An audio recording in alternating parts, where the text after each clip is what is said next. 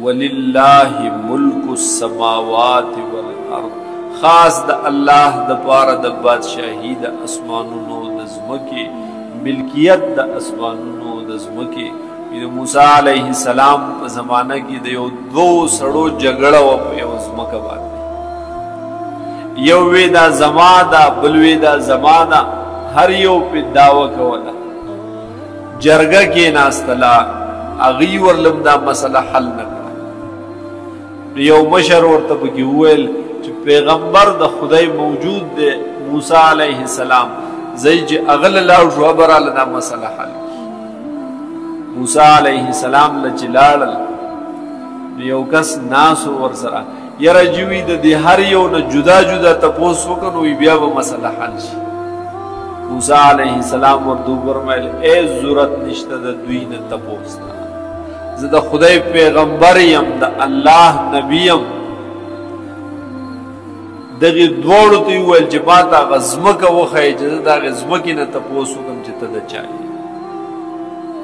موسی علیه السلام هغې ځای له بووستو، هغې ځمکې ته یې اواز وکړو، وی د الله په حکم باندې جواب را چې ته د دې پلانکي یې او که د دې بل پلانکي یې.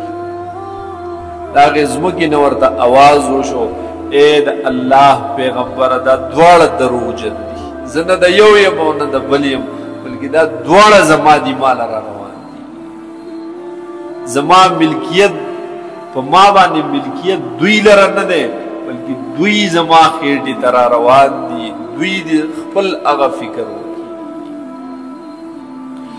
وللہ ملک السماوات والارض، خاص د الله د پاره د بادشاہی د اسمانونو د ځمکې، وما بینهما، او د هغې څه چې په منځ د دې دواړو کې دي.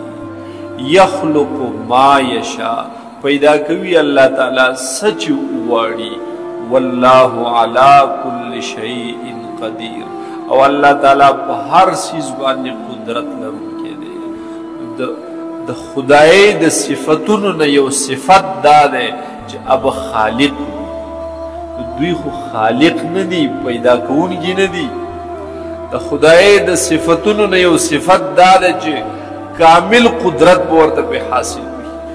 دوی سره خو کامل قدرت نشته، دوی خو ځان د مرګ نم نشي بچ کولی، نو ولې ورته بیا د خدای نسبت کوئ، د الوهیت نسبت